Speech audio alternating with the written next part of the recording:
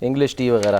اچھا سر, ہاں ایک تو یہ کہ سر دیسی آدمی ہے نا تو کھا رہے ہیں اس کو. مزید سر وہ اڈیالہ میں جو سرکار وہ کہہ رہے تھے نا سہولت کاری کر رہے تھے, وہ 6 ملازمین کہہ رہے ہیں کہ ان سے بھی جو ہے نا وہ اب ان کو گرفتار کر لیا گیا ہے. اب جو نتیجہ بھی تو نکالے نا, اصل بات یہ ہے فلاں کو پکڑ لیا, فلاں کو پکڑ لیا, سہولت کاری ہو رہی, خط ادھر دے دیا, پیغام ادھر دے دیا, یہ سارے کام چلتے رہتے ہیں جیلوں میں. بھائی جب جیل میں آپ جاتے ہیں تو اللہ تعالیٰ اسباب بھی پیدا کر دیتا ہے. جس زمانے میں ہم جیل میں تھے اس وقت تو ایسا نظم و نسق خراب تھا کہ جو ہمارے بڑے بڑے عمر قید کے قیدی تھے اور جو پھر جو سزائے موت کے قیدی تھے, ان کی ملاقاتیں بھی جیل کے اندر آ جاتی تھیں اچھا ملنے کے لیے لوگ. تو اب جیلوں میں کچھ نہ کچھ تو سہولتیں ہوتی ہیں, تبھی تو جیل کٹتی ہے.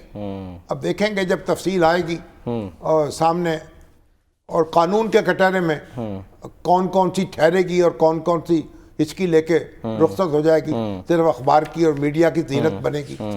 آج سر ایک خبر اور آئی کہ بشریٰ بی بی جو ہیں وہ 9 مئی کے 12 مقدمات سے ان کو ڈسچارج کر دیا گیا ہے.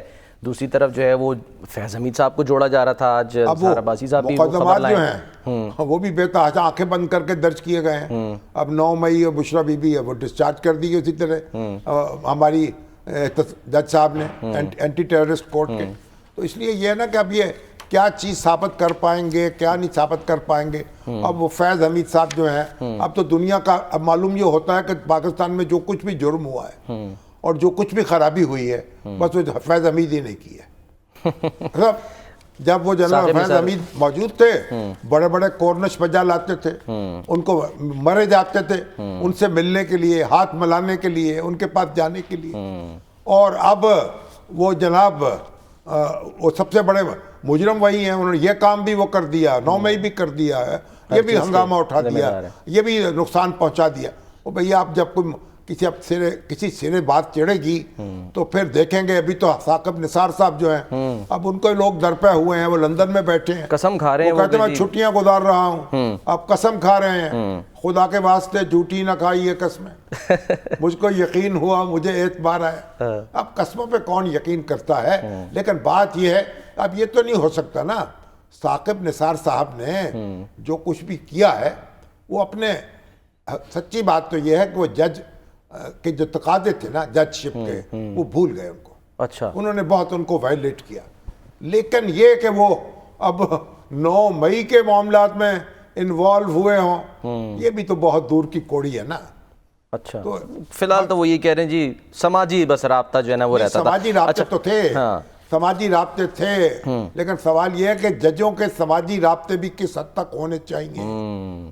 ججوں کے سماجی رابطے, آپ تو جج حضرات جو ہیں نا, کوئی ہم کوئی یعنی جرنیل ہیں, جج ہیں, بڑے بڑے سرکاری افسر ہیں, ان کی شادیاں ہوتی ہیں, ان پہ کوئی ڈسپلن نہیں ہے. یہ تحفے لیتے ہیں لوگوں سے, 4 کروڑ کی گاڑیاں, 5 کروڑ کی سلامیاں, اور ڈائمنڈ کے سیٹ, کیا کیا لیتے ہیں یہ بھی کوئی نہیں بننا چاہیے. قانون اور قاعدہ ضابطہ کوئی نہیں ہے. صحیح.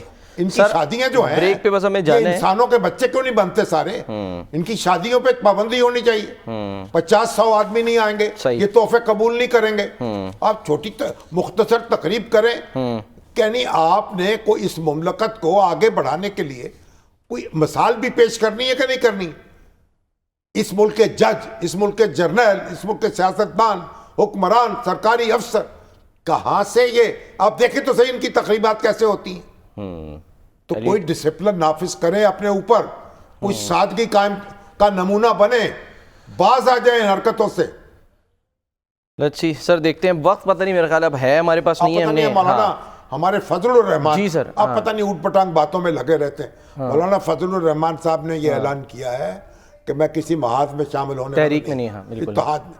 ہاں اصولی باتوں پہ اتفاق ہو سکتا ہے, ٹھیک ہے, ہم اپنی جگہ اچھل کود کرتے رہیں گے, آپ اپنی جگہ کرتے رہیں. صحیح ہے, چلیں سر. اپنے گھر کے چاند ہیں, آپ اپنے گھر کے چاند. چلیں سر, اس لیے ہم اپنی ایکٹیویٹی آپ کریں گے, اپنی گردن کسی اس میں نہیں پھنسائیں گے. آپ اپنی جگہ کرتے رہیں, مفادات مشترک ہوں گے, اہداف مشترک ہوں گے, تو مشترک کارروائی کر لیں گے, لیکن کسی نظم میں نہیں جائیں گے. تو مولانا نے یعنی جو جماعت اسلامی کی پوزیشن ہے کم و بیش وہی مولانا نے اختیار کر لی.